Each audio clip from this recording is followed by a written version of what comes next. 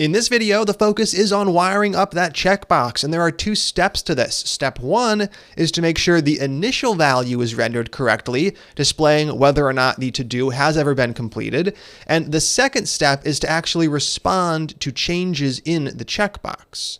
So let's go ahead and kick things off with that first part. I'm going to break this up into two separate challenges. All I want you to do is check the checkbox if the data shows that the to-do is completed. That's going to happen inside of the code for generate to-do DOM. Now in here, we do have to make sure we actually have a to-do that is completed. Currently, if we look at our data, the completed value for both is false. For the moment, we can dig into this nasty string and try to find one of the completed values. It could take a few seconds to find it. Here it is, false. Let's make sure we delete just false, leaving the curly braces and the colon, and replace it with true. Any change to this that breaks its format is going to cause our code to crash. If you run into an issue like that, just delete the data, add a few more items, and try again. I'm going to hit enter to save things, and now if I refresh the page, we can see that we only have one to-do left to complete, even though there are two there. So this summary is correctly responding to the number of to-dos, but the checkbox for that item should be checked. Take some time to knock that one out by modifying parts of this function. Test your work. You can easily test your work by saving the file and seeing if one of those checkboxes get checked. If you forget how to check a checkbox, just refer back to the previous video where we discussed that. That was a couple of sections ago, in the last section to be exact. All right, pause the video and I'll see you in a second. All right, that one should not have been too bad. All we have to do down below is to set the checkbox's checked property. When we want to read whether or not a checkbox is checked, we use checkbox.checked. If we want to set it, we just set it equal to, in this case, equal to, not a static Boolean true or false, but whatever is stored under to-do.completed.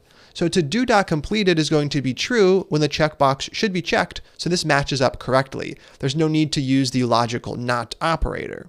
Now if we save things over in the browser, we can see that our to-do is indeed checked. Right here, the to-do with a text of 1 should be checked, and it is. The to-do with a text of 3 shouldn't be checked, and it is not. So by adding that one line, we were able to knock things out. Now we want to move on to the other side of things. This is the much more complex challenge where we're going to be responding to changes in the checkbox. There are 3 steps for this challenge, and it's going to be very similar to what we did for removing a note or removing a to-do. We're just working with a different input and we're taking a different action. Instead of removing something from the array, we're trying to modify an object on the array.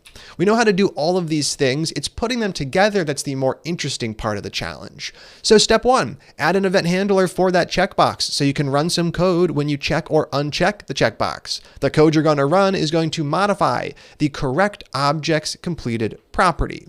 So much like we created a remove to do function that took an ID, we can create something like a toggle to do function that also takes an ID. It just goes off and it toggles the correct to do by its ID. Now we're toggling that completed value from either true to false or from false to true. Step 3, save and render. We want to make sure to save the changes to local storage and re-render the application so we can update things like our summary of which to-dos still need to be completed. Now you'll be able to test your work really easily because the entire application should be wired up. You should be able to check and uncheck those boxes, and refreshing the page should actually bring back the exact same data. You should also see that summary change on the fly as you update the amount of to-dos you still have to complete. So pause the video and take as much time as you need to knock this one out. When you're done, come back and click play, and we'll walk through the process together. I'll see you in a second. All right, let's get to it. Step 1 is adding that event handler down below. Where do we have that checkbox? Well, we have it right here where we just set up the checked property, and we're going to use checkbox.addEventListener to add an event listener. Now the event we're listening for the checkboxes is the change event. That's going to fire when the checkbox gets checked or unchecked. Then we can go ahead and set up our function.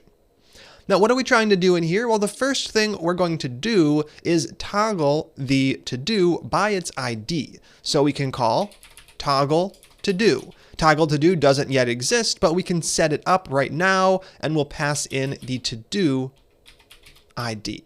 The next thing we're going to end up doing is saving all of our to-dos. So save to-dos, passing in the to-dos array, and then lastly, re-rendering our list. So I'll call render to-dos, passing in the 2 arguments it expects, our to-dos array and our set of filters. So now all we really need to do is create and fill out toggle to do, and then we'll be all done. Up above, I'm going to do just that. I'll define it right below remove to do. Right here, I'll leave a little comment, toggle the completed value for a given to do. Now you'll notice that I'm not passing in whether the to-do should be checked or unchecked. If it was checked, that means the checkbox got unchecked, so I don't need to worry about what the new checkbox value is. I'm simply going to flip it in the data. Right here, const toggle to do equals a function. This function takes the ID, much like remove to do takes an ID, and all we're going to do is set it up to find that object and modify it. So we're going to use find to find the object which we explored from the arrays section right here. Const to do equals todos.find is going to return the actual match as opposed to find index, which returns the index of the match. We set up the function, we set up our argument, and then we determine what makes a match. We return true when we've found a match. I am going to use return todo.id equals the ID passed in. When that condition is true, I've found my match. Now there is a chance we don't find a match at all, so we're only going to toggle the to-do if the to-do is not equal to undefined. In that situation, what are we going to do? We're going to modify it. So we did find a match. To-do.completed is going to equal to-do.completed, but we want to flip it. So all I'm going to do is use the logical not operator. So get the current value, flip it, and then store that as the new value. And there we have it. This is all we needed to do to complete the challenge. Using stuff we've learned previously in the course, we were able to put it all together to create a real-world application feature. Let's go ahead and save the file and actually test things out. Up above, I'm also going to remove the challenge comments. Perfect. Over here, we have 1 to-do complete and 1 incomplete. If I check that second one, I can see I now have 0 to-dos left. If I uncheck both of them, I can see that they both come back. Now, if I toggle hide completed, none go away because none are completed. But if I do start completing some, we can see they actually go away completely. They're hidden behind this filter. So everything is working really, really well. There's no part of the to-dos application that hasn't been wired up to actually get something meaningful done. We have our filters, we have the ability to add new items, and we have management for the existing ones. Now this can be said about the to-dos app, but we can't quite say that about the notes application. In the notes app, for example, we don't have sorting wired up. And we don't have sorting wired up because we don't even have titles. We can't fill out the note information. So we're going to turn our attention towards focusing on the Notes app for a little bit, and we'll continue on in the very next video. For now, we're all done wiring up our remove buttons and our checkboxes, so stay tuned, and I'll see you in the next one.